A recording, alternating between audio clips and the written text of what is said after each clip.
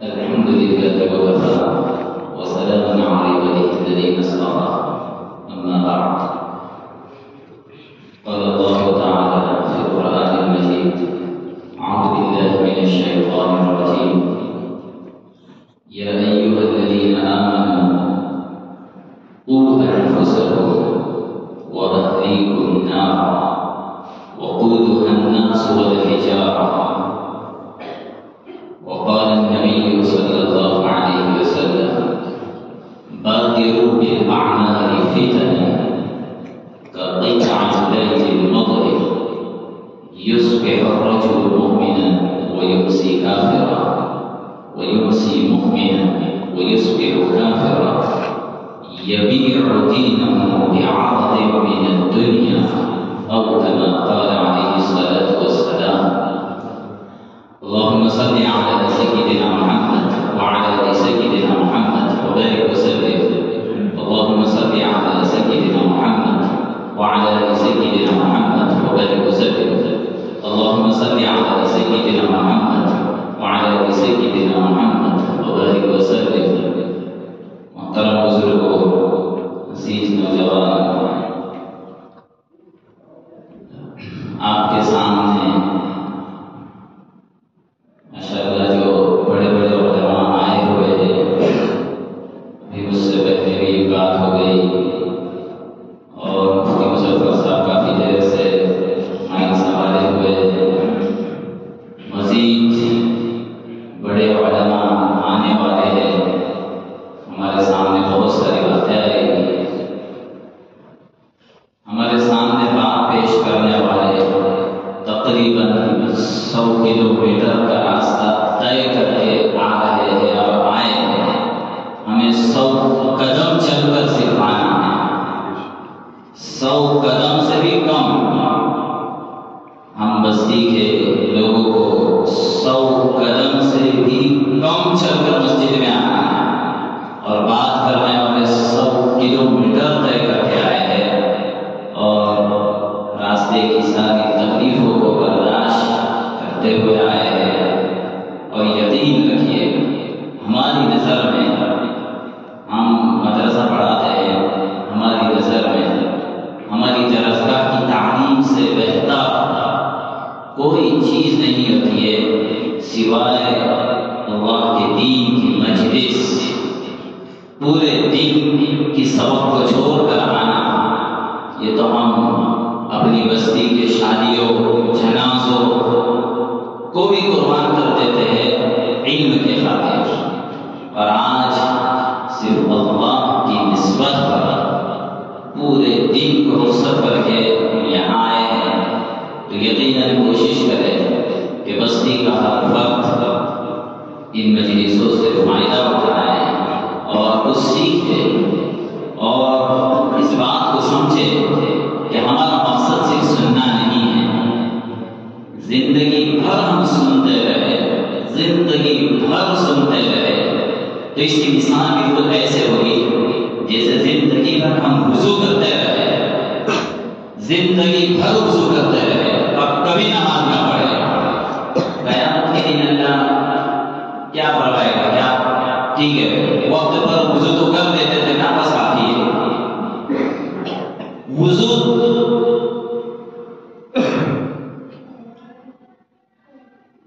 نماز کا وقت ہو جائے اور ایک بندہ اگر وضو کرتا ہے وضو ایک مرتبہ نہیں 10 مرتبہ کرتا ہے وضو اور گھر چلا جائے یہ کہے کہ میں نے جو ایک مرتبہ وضو کرنی تھی وہ 10 مرتبہ کر لی ہے انشاءاللہ نماز کا ثواب اسی باقی 9 کے اندر آ جائے گا ایک مرتبہ وضو کرنا فرض تھا مزید 9 کو ملا دیا ہے تو انشاءاللہ نماز کا ثواب اس میں آ ہی جائے گا قیامت کے دن نماز کی طرف سے وہ 9 مرتبہ کی زائد وضو کافی نہیں ہوگی 10 کے 100 مرتبہ کوئی وضو کرے ایک نماز کا ثواب اس کے اندر نہیں آئے گا وضو تو نماز سے پہلے کیا جانے والا ایک عمل ہے نماز کی طرف سے وہ کافی ہونے والا عمل نہیں ہماری زندگی بھر کی باتیں جو ہم دین کی باتیں سنتے ہیں نا اس کی مثال تو ایک وضو کی طرح ہے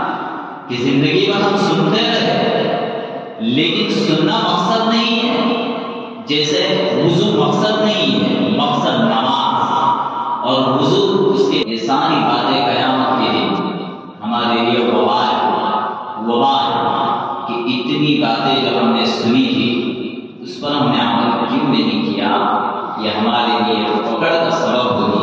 اس لیے کہا گیا وہ علم کہ جس پر عمل نہ کیا جائے قیامت کے دن وبال ہوتا ہے. اور ہم میں سے ہر ایک کے پاس بہت سارا علم ہے. علم کا کوئی یہ مطلب نہ سمجھے کہ مدرسے میں جا کر جو حاصل کیا جاتا ہے کوئی نہیں. ہم میں سے ہر ایک کو یہ علم ہے کہ فجر کی نماز ہم پر فرض ہے، یہ علم ہے. ہم میں سے ہر ایک کو اس بات کا علم ہے کہ ٹیلی ویژن کا دیکھنا، نامحرموں کا دیکھنا، کانوں کا سننا، گالی کا دینا حرام ہے. یہ ہم میں سے ہر ایک کو پتا ہے. یہی علم، اسی کو علم کہتے ہیں. ہم میں سے ہر ایک کے پاس علم ہے.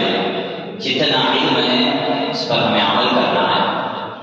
تو خیر، آج کا جو ہمارا موضوع ہے وہ ہے عقائد اور ارتداد کا ماحول. اللہ ہم سب کی حفاظت فرمائے. آج کا یہ جو ماحول ہے اس ماحول میں ہماری ذمہ داری، ہم میں سے ہر ایک کی ذمہ داری، نوجوان ہو، بڑا ہو، بوڑھا ہو، ہمارے گھر کی مائیں بہنیں ہوں، ہم میں سے ہر ایک کی کچھ ذمہ داریاں ہیں. انہی ذمہ داریوں کے بارے میں آج کچھ باتیں ہمارے سامنے آئے گی. تو ابتدا سے یہی میں سمجھا رہا تھا کہ باتوں کو سن کر ختم نہیں کرنا ہے. سننے کے بعد تو اصل ہمارا کام ہوتا ہے کہ جو سنا تھا اس کو عملی جامہ ہم پہنائیں. ہمارے سامنے کچھ اسباب پیش کیے جائیں گے اور ہمارے سامنے کچھ راستے بتائے جائیں گے کہ ایک طرف گمراہی کے اسباب، ارتداد کے اسباب، ایک طرف ہمارے سامنے ارتداد کے اسباب ہیں. تو آج ہم اس کے مقابل میں ارتداد کو روکنے کے اسباب پیش کریں گے. تو ہمارا کیا خیال ہے کہ آج اس وقت ارتداد دنیا میں پھیل رہا ہے، وہ ایسے ہی کئی خبر بغیر محنت کے اتنی تعداد میں بہت سارے مسلمان اپنے اسلام کو چھوڑ رہے ہیں. تو ہمارا کیا خیال ہے کہ کوئی قوم سوئے یہ کام کر رہی ہوگی کہ جس کی بنیاد پر ہزاروں کی تعداد میں لوگ مرتد ہو رہے ہیں. ان ہزاروں کی مرتد کے پیچھے ہزاروں کی محنت ہے، ہزاروں کی مرتد کے پیچھے لاکھوں کی محنت ہے، دن رات کی محنت ہے. اور ہم کیا چاہتے ہیں کہ ارتداد کو روکا جائے محض باتوں سے. یہ باتیں تو بس ایک وضو کی مثل ہے کہ وضو کرنا ہے لیکن آگے اصل نماز پڑھنا ہے. باتیں سننا ہے، آگے اصل ہمیں اسباب اختیار کرنا ہے. اسباب، جو اسباب ہم باتوں میں بیان کریں گے ان اسباب کو عملی طور پر ہمیں اختیار کرنا ہوگا. ہمیں ارتداد کے مقابل میں ارتداد کو روکنے کی محنت کرنا ہوگا اور ان محنتوں کو کر کے ہی ہم ان چیزوں کو روک سکتے ہیں. اللہ ہم سب کی حفاظت فرمائے. آج اس دنیا میں جو کچھ بھی حالات ہے، جیسے بھی حالات ہے، جتنے بھی بدتر حالات ہے، یہ دنیا میں پہلی مرتبہ نہیں آئی. اس سے پہلے ہر زمانے میں ایمان والوں پر ہی حالات آتے ہیں. ایمان والوں کے علاوہ کے لیے حالات نہیں ہیں. ایمان والوں کے لیے یہ حالات ہے. دنیا کا نظام ہی اللہ نے ایسا بنایا کہ حالات صرف ایمان والوں پر آتے ہیں اور ایمان کی وجہ سے آتے ہیں. ایمان والوں پر آتے ہیں اور ایمان کی ہی وجہ سے آتے ہیں. مسلمان پر آتے ہیں اور اسلام کی ہی وجہ سے آتے ہیں. تو آج اکثریت مسلمان پریشان ہے اپنے مسلمان ہونے کی وجہ سے. کتنی جگہ کے مسائل ہے، کتنی جگہ مسلمان پریشان ہیں. کیوں؟ ان کا گناہ صرف یہ ہے، ان کا جرم صرف یہ ہے کہ وہ مسلمان ہیں. ہمیں اس سے گھبرانے کی ضرورت نہیں. حالات کو بھیجنے والا جتنی قدرت حالات کو بھیجنے پر رکھتا ہے اتنی ہی قدرت وہ اللہ حالات کے درست کرنے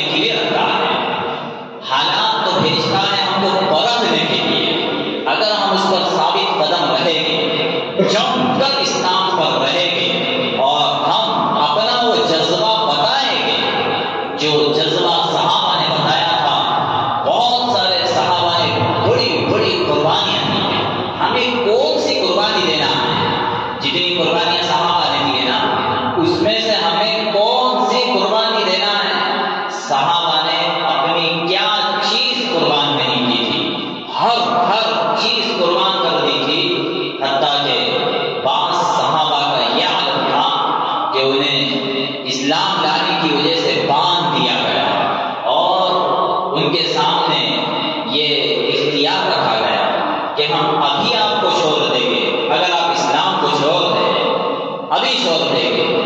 دشمنوں نے جکڑ کر رکھا ہے، باندھ کر رکھا ہے۔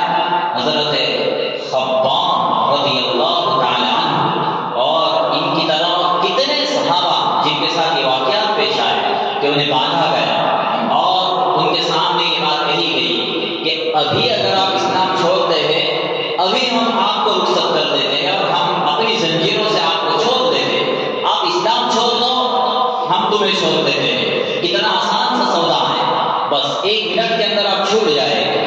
لیکن قربان جائے ان صحابہ کا کہ جنہوں نے ایسی عظیم قربانی دی کہ قیامت تک ہمارے سر پر ان کا احسان رہے گا کہ ہم تو خون کا ایک قطرہ بھی اسلام کے لیے آج نہیں بہا رہے، خون کا ایک قطرہ ہم اسلام کے لیے آج نہیں بہا رہے۔ انہوں نے اپنے جسم کے ٹکڑے بھی ہونا پسند کیا۔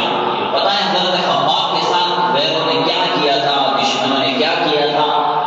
اسلام چھوڑنے کی فرمائش کی تھی لیکن کہا اسلام نہیں چھوڑوں گا، اسلام نہیں چھوڑوں گا۔ تو دشمنوں نے ایک ہاتھ کاٹا کر کہا کہ دیکھیے ابھی تو فقط آپ کا ایک ہاتھ کٹا ہے، ابھی بھی آپ کو اختیار ہے، اسلام چھوڑ دو ہم آپ کو چھوڑ دیں گے۔ کہا ہرگز نہیں، اس ذات کی قسم جس نے کائنات کو پیدا کیا، اسلام کی توفیق دی، اب جب اسلام لایا ہو مرتے دم تک ایک ہی بات رہے گی، اسلام، ایک ہی بات رہے گی، اسلام۔ دیکھیے کسی کو کوئی تکلیف پہنچے اور ایسی زبردست تکلیف پہنچے کہ اس میں اس کی موت آ جائے تو اس کو اتنی زیادہ تکلیف اٹھانے کی نوبت بھی نہیں آتی، اس سے پہلے وہ چل بستا ہے۔ لیکن ایسی تکلیف جس میں آدمی زندہ رہے وہ زیادہ پریشانی والی تکلیف ہوتی ہے۔ ایک آدمی کا ایکسیڈنٹ ہو گیا، وہ مر گیا، اللہ ہم سب کی حفاظت فرمائے۔ ایک طرف وہ آدمی، دوسری طرف وہ آدمی کہ جس کا ایکسیڈنٹ ہوا ہے لیکن اس کے اندر جان ہے اور وہ تڑپ رہا ہے، تو زیادہ تکلیف یہ تڑپنے والا اٹھا رہا ہے۔ جو مر گیا وہ تو اس کو سکون مل گیا، لیکن جو تڑپ رہا ہے نا وہ تکلیف اٹھا رہا ہے۔ بالکل ایسے حضرت خباب کے ساتھ ہو رہا ہے، ایک ہاتھ کاٹا گیا، ابھی یہ زندہ ہے مطلب تڑپ رہے۔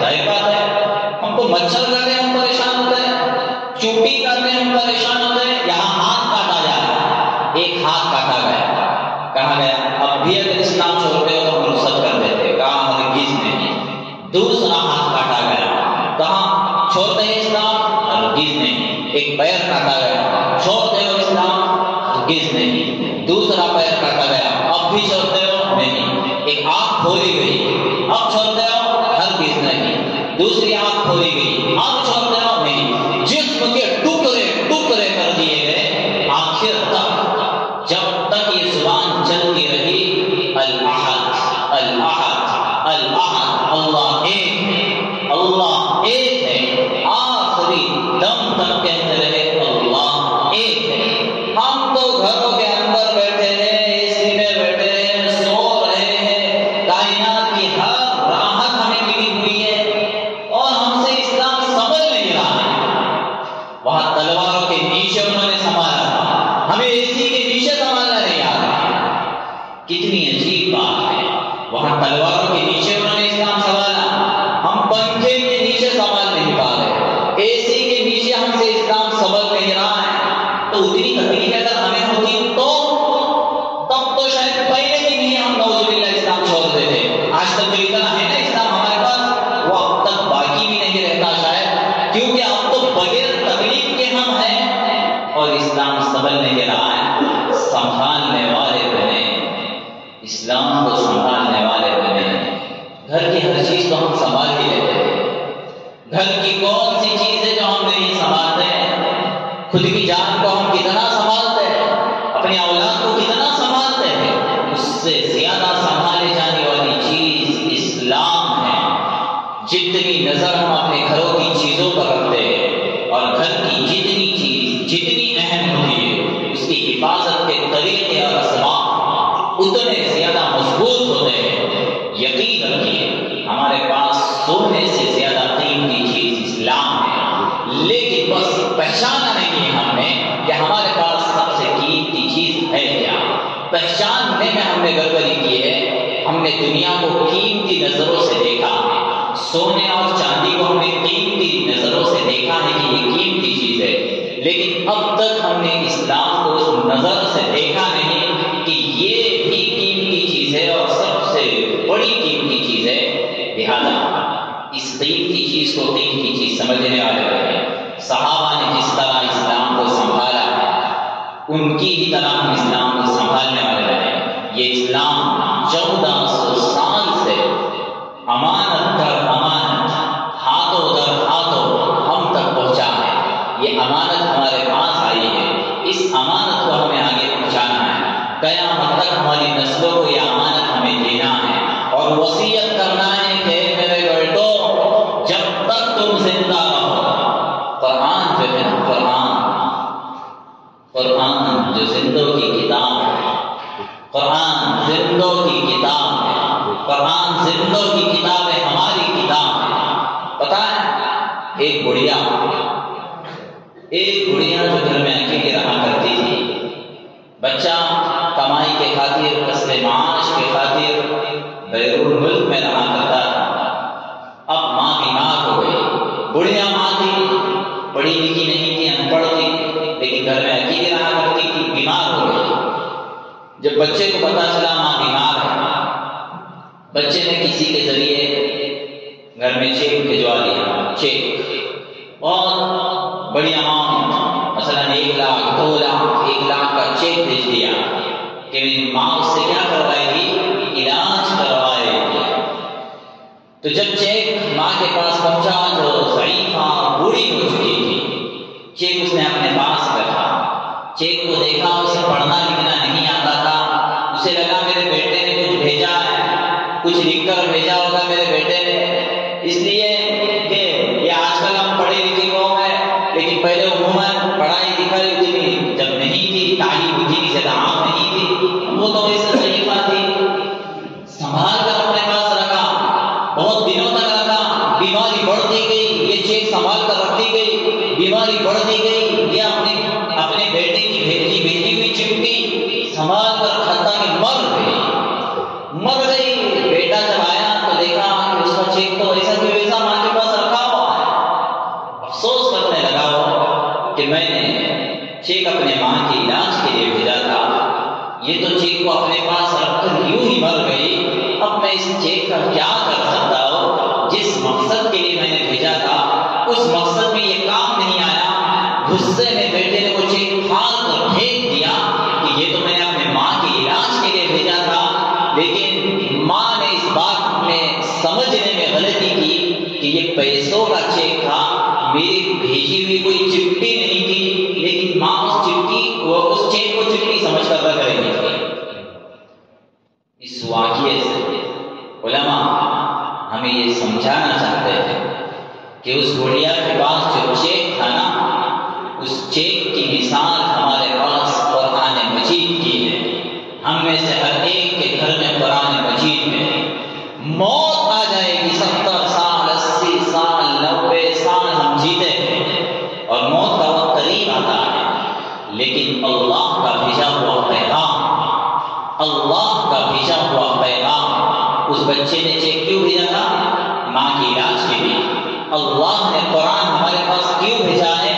تاکہ ہم اس سے پڑھ کر اس میں ہدایت کو تلاش کریں، علماء کی نگرانی میں اسے سمجھنے کی کوشش کریں. لیکن ہم ہیں جو اس گڑیا کی طرح جیسے اس نے چیک کو سنبھال کر رکھا تھا، ہم اپنے گھروں میں قرآن کو بہت سنبھال کر رکھتے ہیں. روزانہ اس پر ہم کپڑا گھماتے ہیں، آنکھوں سے لگاتے ہیں، سر پر رکھتے ہیں. یہ بالکل مثال اس گڑیا کی طرح ہے جس نے چیک بہت سنبھال کر رکھا تھا. ہم قرآن بھی بہت سنبھال کر رکھتے ہیں، بالکل اسی طرح کرتے ہیں. ہم کو موت آ جاتی ہے، لیکن موت تک ہم سمجھ نہیں پاتے کہ یہ قرآن کس لیے بھیجا ہوا ہے. مر جاتے ہیں لیکن سورہ فاتحہ کا ترجمہ ہمیں نہیں معلوم ہوتا.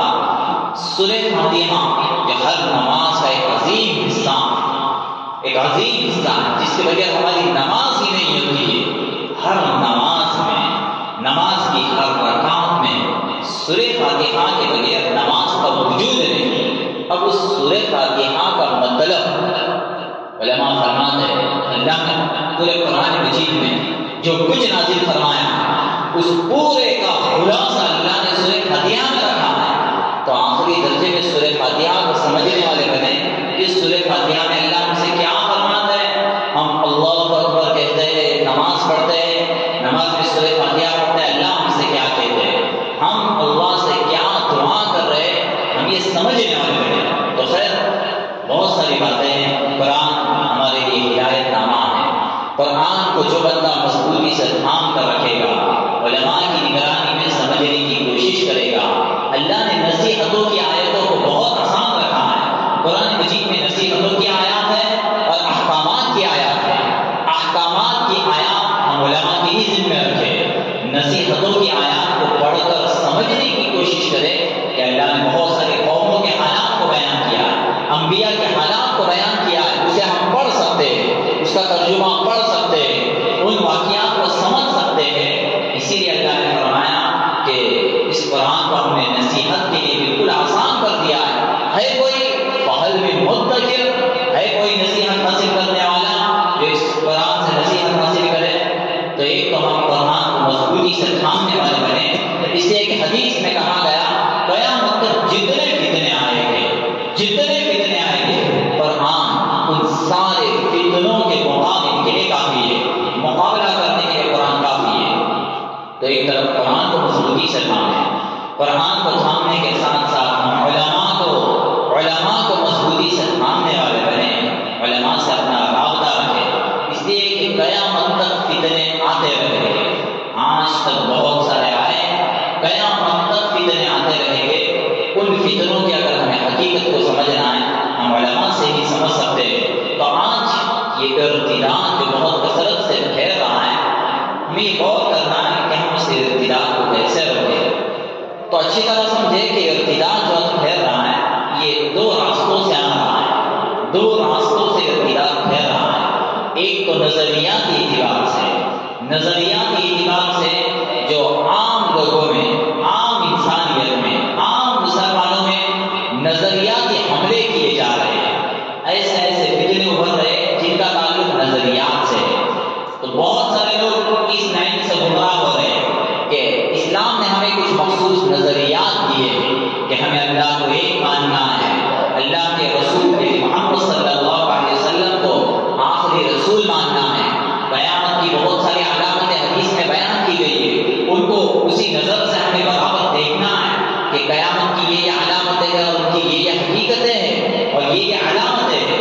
ہمیں اس کو اچھی طرح سمجھنا چاہیے. تو خیر نظریات کے اعتبار سے بہت سارے غلط نظریات ہمارے سامنے پیش کیے جاتے ہیں اور ہم لاعلمی کی وجہ سے اسے قبول کر لیتے ہیں اور نظریات کے اعتبار سے گمراہی کے راستے پر ہم چلے جاتے ہیں. اور گمراہی کے راستے پر چلے جانے والے کو خود معلوم نہیں ہوتا کہ وہ کس راستے پر چل رہا ہوتا ہے. اس لیے آج کے اس دور میں ہم جو علماء کے بیانات سنتے ہیں نا، خصوصاً سوشل میڈیا پر، یوٹیوب وغیرہ پر، ہم احتیاط رکھیں. ہم جس کی بات سن رہے ہیں ہم اس کے بارے میں پہلے تصدیق کرنے والے بنے کہ یہ اہل سنت و جماعت کے صحیح عقائد ہمارے سامنے پیش کر رہا ہے یا کوئی غلط عقائد پیش کر رہا ہے. ورنہ عموماً یہ ہوتا ہے کہ ہم کسی کے بیانات پہلے سنتے رہتے ہیں، اس حد تک سنتے ہیں کہ ہم اس کے دیوانے ہو جاتے ہیں، مجنون ہو جاتے ہیں. اور بعد میں جب ہمیں پتہ چلتا ہے کہ بھائی یہ تو کچھ غلط راستہ بتا رہا ہے، تو ہم خود بھی اتنے دور نکل چکے ہوتے ہیں کہ پھر ہم بھی اس کو چھوڑ نہیں پاتے. پھر آدمی کو معلوم بھی پڑتا ہے کہ یہ پورا غلط ہے، لیکن اس کے باوجود وہ سنتا ہے.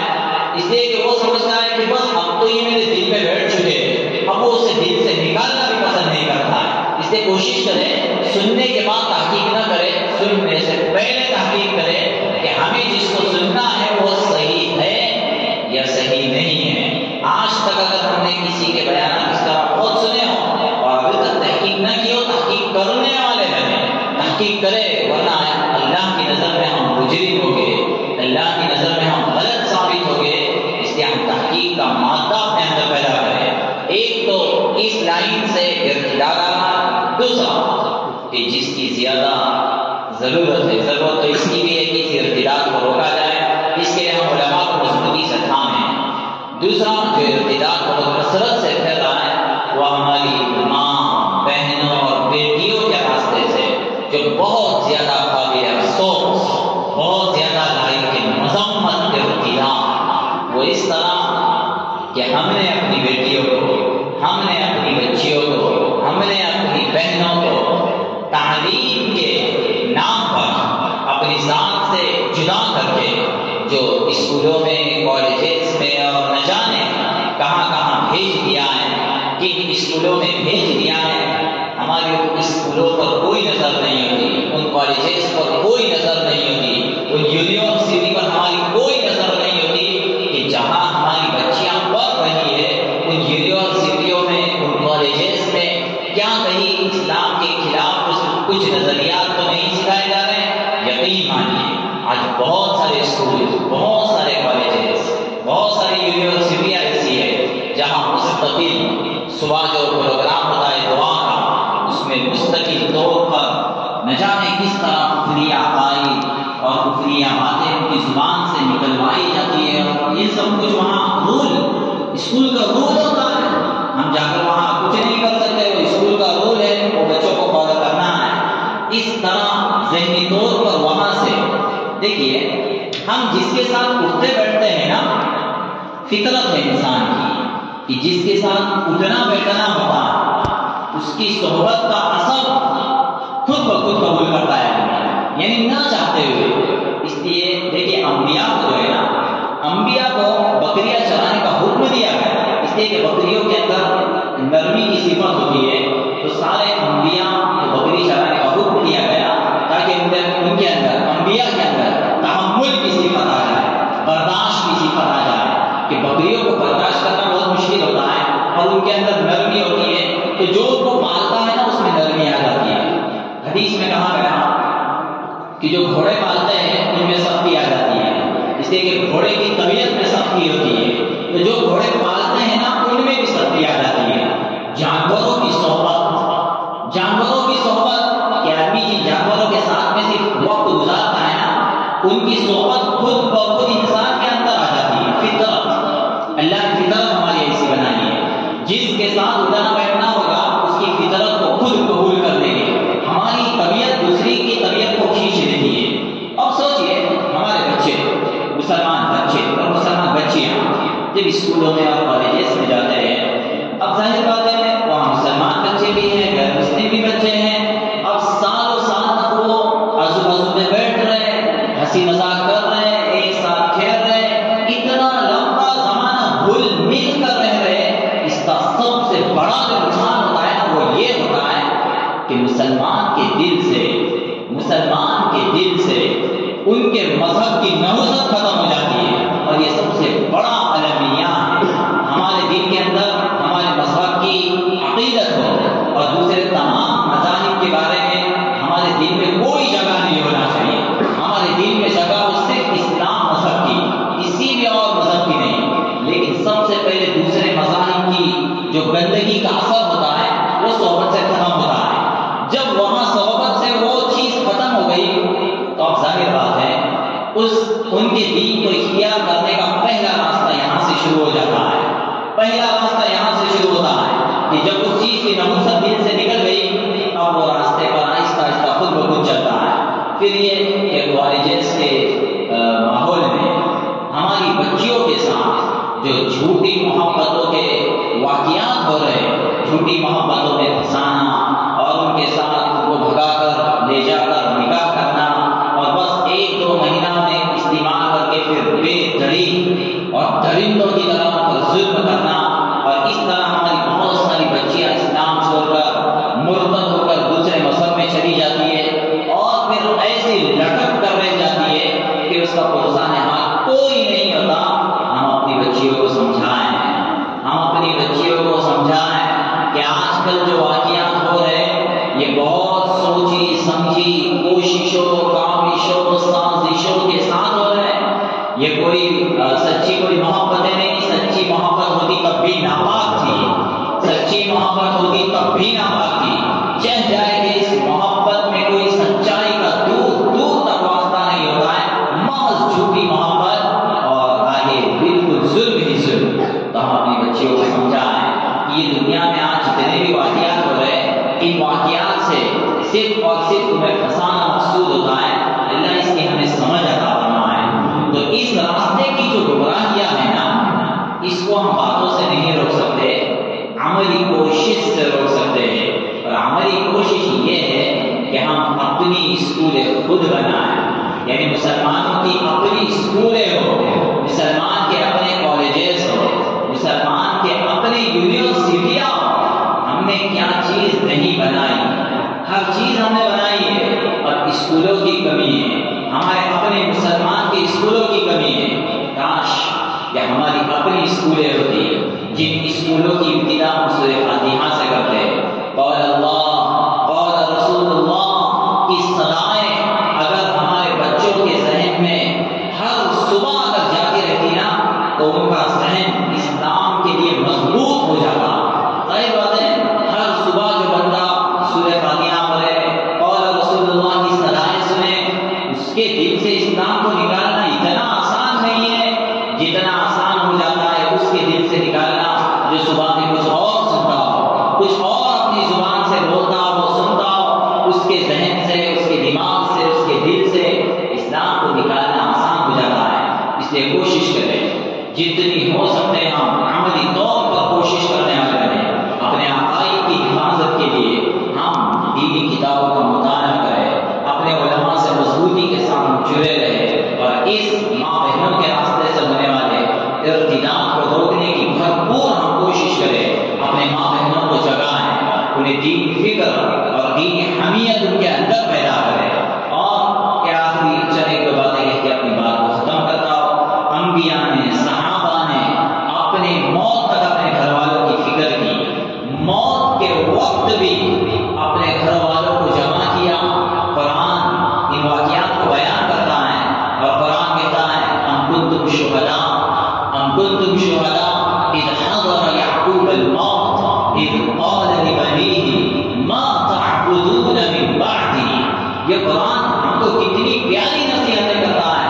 ہم میں سے ہر ایک اس بات کی نیت کرے، ارادہ کرے کہ ہم جب تک زندہ ہیں تب تک بھی، یعنی اس وقت تک بھی اپنے گھر والوں کو ہدایت کی تلقین کریں گے کہ ہمیں ہدایت پر ہی زندہ رہنا ہے، ہدایت پر ہی مرنا ہے، اسلام پر ہی جینا ہے، اسلام پر ہی مرنا ہے۔ اور جب ہمیں موت آئے گی اس وقت بھی ہم اپنے بچوں کو جمع کریں، اپنے گھر والوں کو جمع کریں، جیسا کہ صالحین کا، نیک لوگوں کا طریقہ رہتا ہے کہ گھر والوں کو جمع کرتے تھے اور پوچھتے تھے کہ تم میرے مرنے کے بعد بھی اسلام پر رہو گے یا نہیں رہو گے؟ کہو، قسم کھا کر کہو۔ صحابہ جو ہے نا، صحابہ حضور صلی اللہ علیہ وسلم کے ہاتھ پر آ کر بیعت کرتے تھے۔ بیعت کا مطلب سمجھیے، حضور کے ہاتھ پر ہاتھ رکھ کر قسم کھاتے تھے کہ ہم قسم کھاتے ہیں جیے گے اسلام پر، مریں گے اسلام پر، چاہے ہماری گردنوں پر تلوار رکھی جائے اور اسلام کے چھوڑنے پر ہمیں مجبور کیا جائے، ہم اس وقت بھی اسلام کو نہیں چھوڑیں گے، قسم کھاتے تھے۔ آج ہم بھی اللہ کے طور پر، اللہ کے لیے ہم اپنی ذات اور اپنے گھر والوں نے یہ قسمیں خود کھائے، قسمیں اپنے گھر والوں کو دلائے کہ ہم قسم کھاتے ہیں۔ سارے گھر والے مل کر اپنے ہاتھ پر ہاتھ رکھ کر یہ عہد کریں، قسم کھائیں، جیئیں گے اسلام پر، مریں گے اسلام پر، اس لیے کہ اللہ نے کامیابی کا مدار موت اسلام پر رکھا ہے۔ کائنات کی، دنیا کی کوئی بھی چیز ہم سے گم ہو جائے، کائنات کی اور دنیا کی، ہمارے گھر کی، مال کی کوئی بھی چیز گم ہو جائے اور ہمیں اس کا خسارہ ہو جائے، وہ اتنا بڑا خسارہ نہیں ہے، اتنا بڑا خسارہ نہیں ہے جتنا بڑا خسارہ اسلام کا خسارہ ہے کہ جس بندے کا اسلام چلا گیا اس کو پوری دنیا بھی اگر ملی ہوئی ہو، حقیقت میں اسے کچھ نہیں ملا، سب کچھ لوٹ گیا اس کا، اس لیے کہ ہم نے دنیا کا سب کچھ جمع کر کے رکھا ہے۔ ہم نے 4 بنگلے بنا لیے، 100 گاڑیاں خرید لی، 100 غلام خرید لیے اور راحت کے سارے اسباب اختیار کر لیے، لیکن ذرا سوچئے تو صحیح کہ راحت کے سارے اسباب اکٹھا ہونے کے بعد اگر اسی وقت موت آ جائے نا، موت، وہ موت کے بعد، موت سے پہلے ہم نے اسباب